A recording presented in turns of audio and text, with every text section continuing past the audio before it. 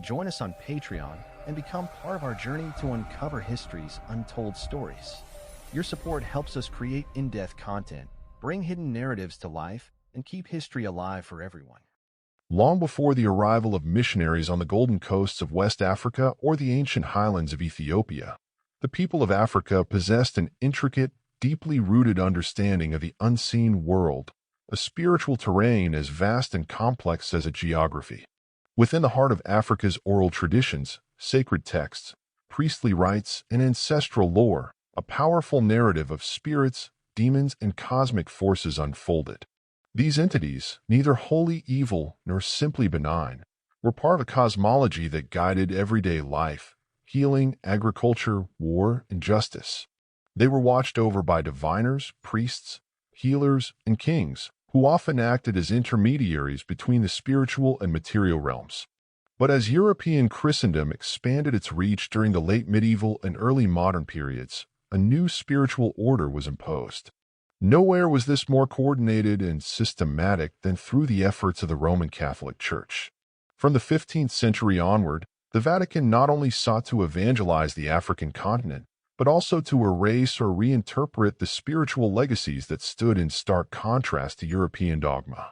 One of the most concealed chapters in this missionary conquest was the deliberate hiding, distorting, and suppressing of Africa's demonology, a sacred knowledge system that categorized spirits, both benevolent and malevolent, through symbols, rituals, ancestral codes, and the metaphysical understanding of good and evil.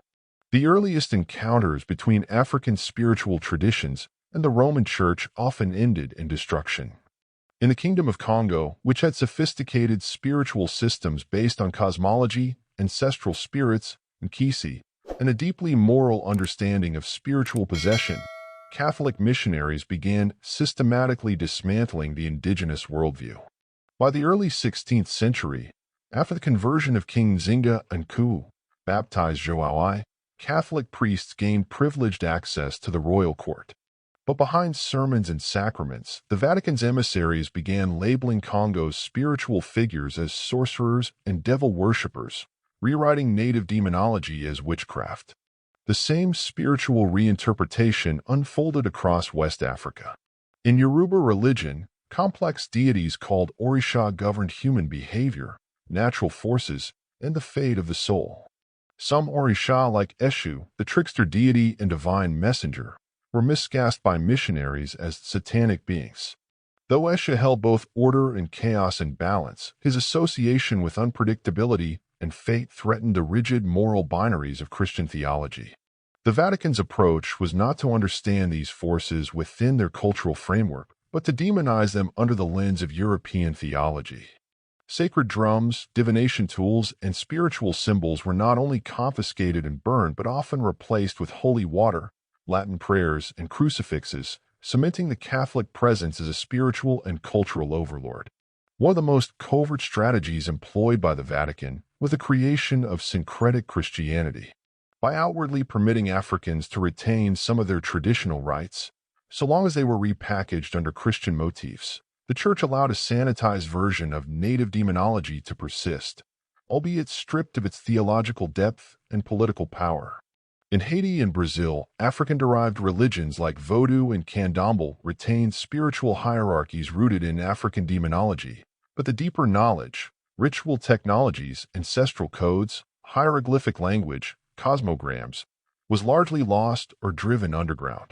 Vatican-aligned colonial regimes actively persecuted practitioners, and inquisitorial records from the Americas and Africa contained testimonies of priests condemning these pagan demons, while collecting their symbols for ethnographic reports, locked away in Jesuit and Vatican archives. Ethiopia stands as an exception and a paradox.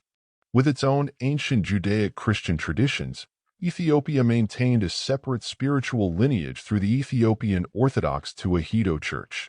Unlike the Vatican's theology, Ethiopian sacred texts, including the Book of Enoch, Jubilees, and the Keber Nagast, preserve a cosmology that openly spoke of demons, watchers, fallen angels, and spirits. These texts provided detailed hierarchies of malevolent forces, their origins, and their interactions with humanity. The Book of Enoch, canonized in Ethiopia but banned or excluded by the Roman Church, speaks extensively of rebellious angels, demonic hybrids, and heavenly punishments. These beings were not always metaphors for sin, but real entities in the spiritual geography of early African Christianity. It is in the shadow of these apocryphal texts that one begins to see how the Vatican suppressed African demonological knowledge, not merely because it contradicted Catholic doctrine, but because it revealed a broader, older spiritual order, one in which European interpretations of evil were too narrow to fully grasp. African demonology, especially in Ethiopian, Congolese, and West African traditions, included nuanced concepts such as ancestral wrath, cosmological duality, elemental spirits, and reincarnation, concepts foreign and threatening to the Church's theology. Over centuries, Vatican scholars and missionaries quietly cataloged these systems, often describing them in Latin and hiding the findings within Vatican libraries and seminary schools. Much of this knowledge, documented in missionary reports, was labeled demonological heresy or pagan metaphysics and never released to the public. Some Catholic universities and missionary societies retained ethnographic records that today, scholars of religion and African philosophy struggle to access due to church-imposed restrictions. Furthermore, as colonial powers collaborated with the Church, demonological elements that once held social, medicinal, and judicial importance in African societies were legally criminalized. Spirit possession, once a sacred state used to resolve community conflicts, was now considered evidence of mental illness or demonic infestation. Ritual specialists were imprisoned, and sacred shrines were bulldozed or built over with Catholic churches.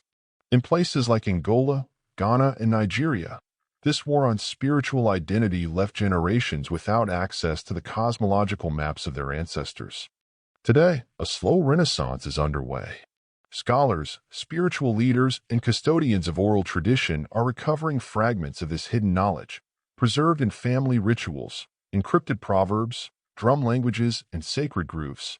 The Vatican's suppression of African demonology was not just about spiritual supremacy, but about epistemic colonization, the rewriting of the African soul. Yet, despite centuries of marginalization, these spirits never fully disappeared. They continue to whisper through dreams, possession, chants, and memory. They endure in exile, in diaspora, and silence. The demonology of ancient Africa is not a record of evil, but a sophisticated theology of balance, accountability, energy, and ancestral continuity. The fact that the Vatican feared it so much is itself a testament to its power.